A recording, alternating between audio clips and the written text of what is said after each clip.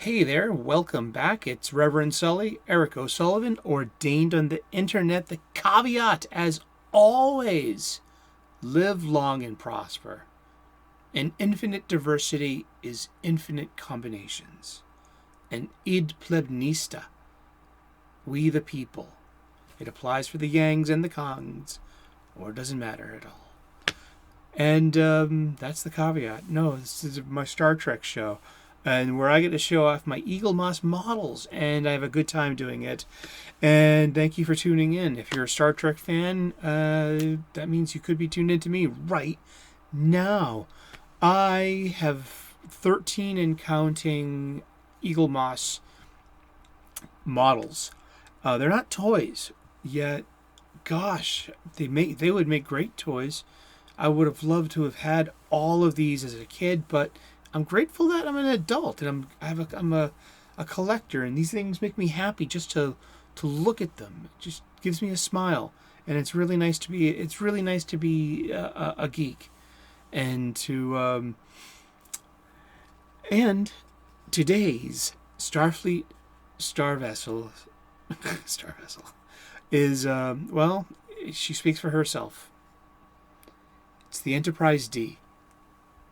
It's the Galaxy class star cruiser. And I remember the first time I saw her, I was befuddled with the reds and the blues and the big wide open, the oval of the deflector main array in the front, and the oval shape of the saucer section. They were circular before. Now, distinctly oval, distinctly rounded shapes. Look at the nacelles. The nacelles have lost their harshness. They're more streamlined.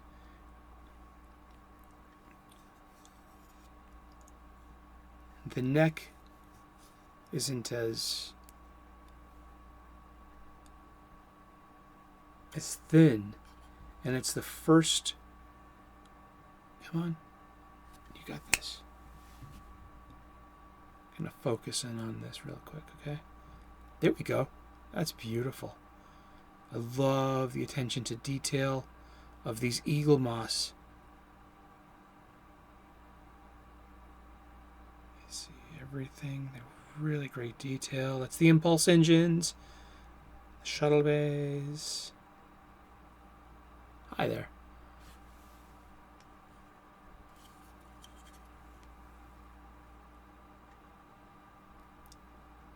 Let's get it focus. Come on. I have no clue how to operate my camera. I hope you stay for the hi-fi wit and the lo-fi charm. Thank you. There we go. Now, when you see this was the third Eaglemoss that I bought. And when you see this, I used to have these on my window ledge before I got too many of them, and they needed their own dedicated space. But I had the TOS, the movie 1701-A, and this, the D. And I thought it was great. I was happy with those three. I mean, I could have stayed there with those three. And I didn't. I chose to take heed of Robert Meyer Burnett and Az of Heel versus Babyface, and they say the answer is always yes. So I'm thinking about pulling the trigger on the Kobayashi Maru, which is weird because that's a 2009. So that would officially be New Trek, and that would be breaking my New Trek taboo. We don't celebrate New Trek in this house. Why would I want to give them any money? And here, let's read from the book just real quick. This is the Eaglemoss will sell you a binder on the side. It's interesting because it will only fit specific sized magazines, and sometimes they run a little bigger. So I actually made room in the back for my my Battlestar Galacticas and my Space 1999. They're all relative the same size. Other editions come in a huge magazine format. Like these, those digest size ones would fit in the box. This came on the side, inside the bag. Yeah. But yeah, let's get to it. Let's read some specs. Let's get geeky. I love Star Trek, don't you? If you do love Star Trek, then it's a good chance you're tuned in, listening to this station, and it's just us and we're hanging out. So yeah, this is the Enterprise D. I remember seeing this for the first time. What was it, 1987? She's a Galaxy class, the NCC-1701-D, or the 1701-D. Any way you'd like it. Just call us a band of gypsies if you want. It's Galaxy class starship, launched 2363. The length is 641 meters. Number of decks, 42. 42 decks. Uh-oh. Here comes Sully doing his Jim Kirk again. Khan, the computers are smashed. We need time. Time is a luxury you don't have, Captain. Admiral. And where is Admiral Kirk? All right. She was constructed at the Utopia Planitia Fleet Yards. Launched in 2363. Destroyed in 2371. 8 years she lasted. That was 7 seasons and 1 movie. Her length is 641 meters, 42 decks. Crew, 1,012. Top speed, warp 9.8 sustained. Weaponry, 12 Type X, or is that Type 10? Type phaser arrays, 3 photon torpedo launchers. Her captains have been Jean-Luc Picard and Edward Jellicoe, captains of the, recognized. Yes, and it's chock full of all this information and pictorials. And talks about saucer separation. Yeah, this was the first time. Now the model does not separate. That's a good thing. I mean, if I didn't try. But yeah, I love. They give us all these specs, designs, concept art. The concept art of this, really cool and interesting.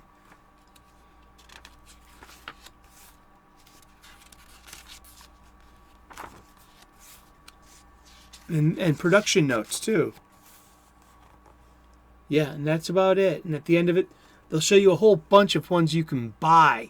That's nice. I've tinkered with the idea of getting the 3 enemies, or even specifically the landed bird of prey there, because that would represent Star Trek 4, the voyage home, and I pretty much have them all of this series.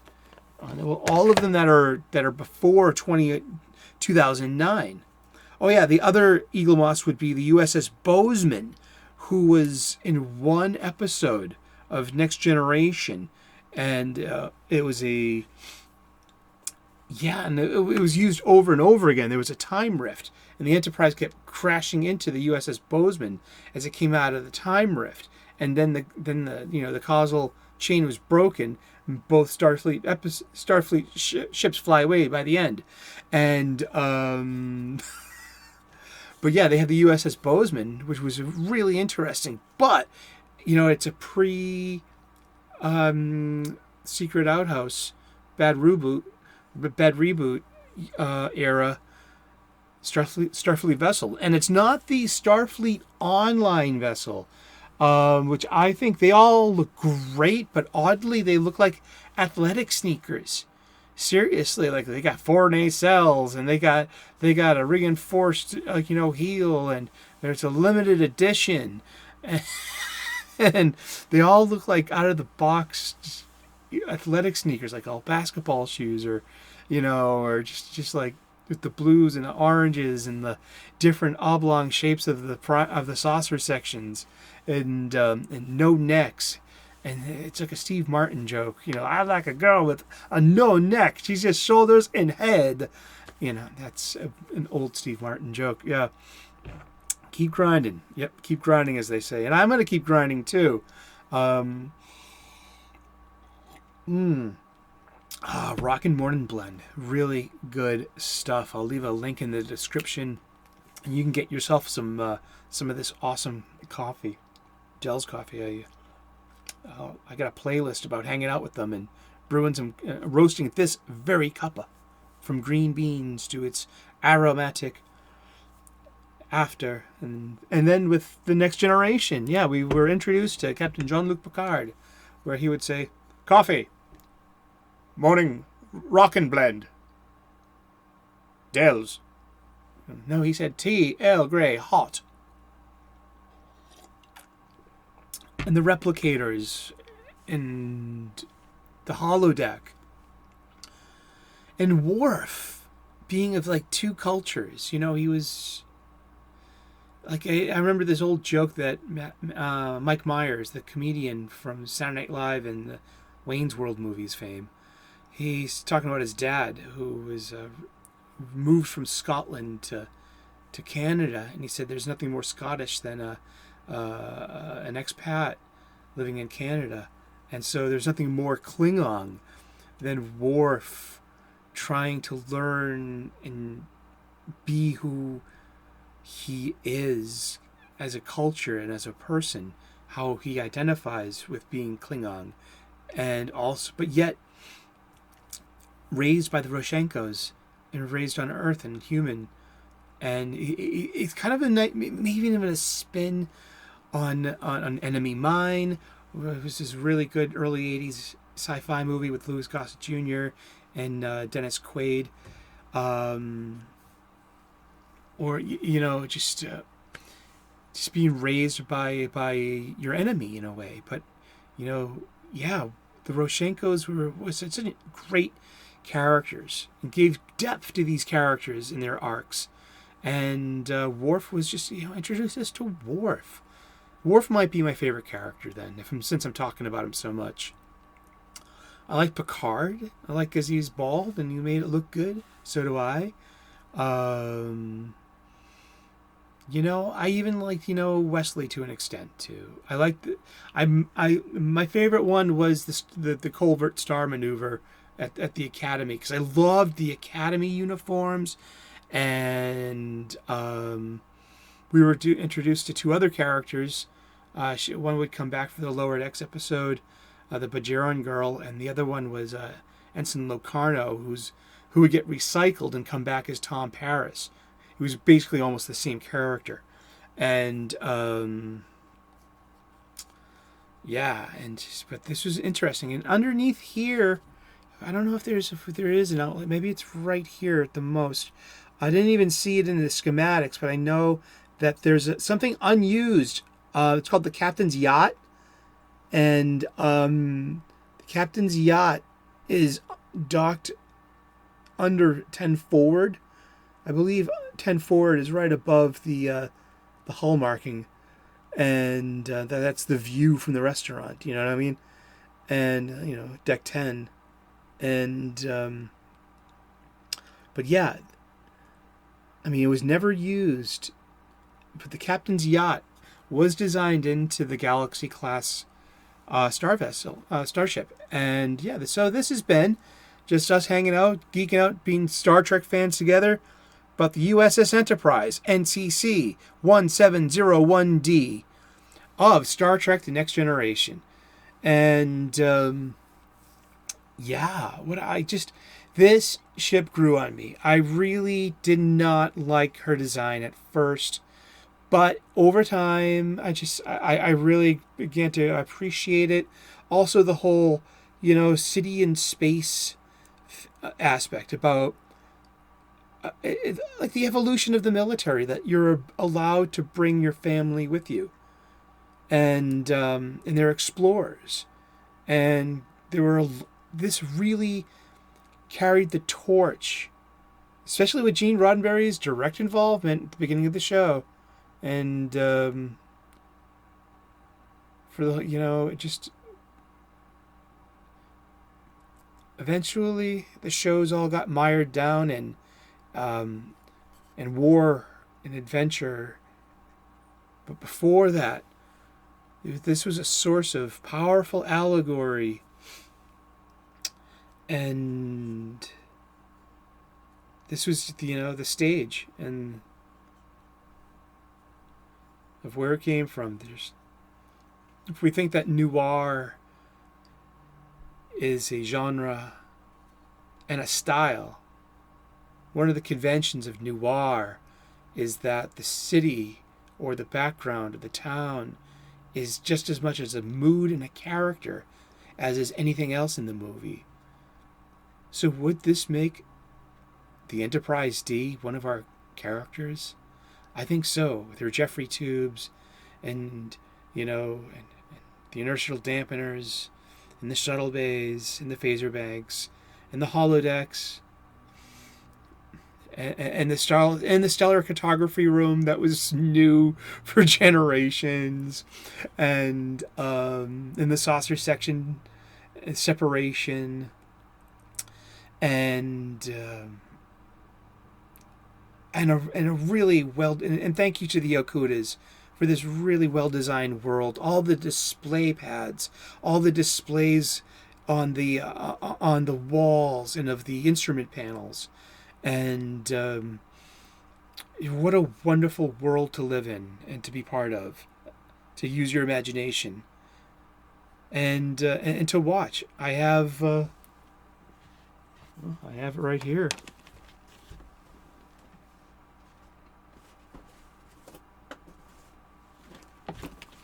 Yeah, the entire series. I got it on Blu-ray, but it was very affordable.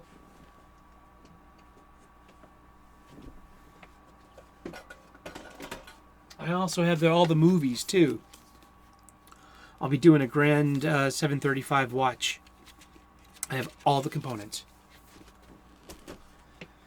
And I got these little Eaglemoss models that are just so worth their price point. I think these cost about $30. There's an extra large version of this that goes for about $80 to $90. I've been thinking about upgrading. I really have. I would love to have the 3 Enterprises again, yet as XLs. That would be, you know what I mean? Because I'm a sucker for a Starfleet vessel. The saucer section, the nacelles. You know what I mean? Just the warp core. Just everything about, the turbo lifts. I mean, do they go laterally, side by side? Yeah. And, I get what 2009 tried to do with how they lay the Enterprise out and made it look in the interiors. It was too Willy Wonka. Yeah, that was less Star Trek and more Willy Wonka. And but this, as a Starfleet vessel goes, the Galaxy class does have it going on, and she was a great Enterprise. She deserves her name, and her role, and you know what I mean about the final frontier. Thank you so much for tuning in today. This has been Reverend Sully and his Star Trek Eaglemoss appreciation. If you like this kind of content, give me a thumbs up. If you didn't, give me a thumbs down. I'm a big lad. I can handle it. Leave a comment in the comment section. What's your favorite Starfleet vessel? What are your feelings about the Enterprise D? Do you remember the first time you saw her? Was Star Trek The Next Generation new to you when it was new initially? It was to me. I was a teenager, and I had grown up Trek. So I gotta say, what Star Trek Next Gen did was a success, because it literally made a new generation of Star Trek that was intrinsically Star Trek in the diversity of voices, talent, people who worked on the show, in front and behind the camera on every level. And it was a diversity of story and of ideas and of allegory. And sometimes there were no right or wrong answers. It was never clear cut or preachy.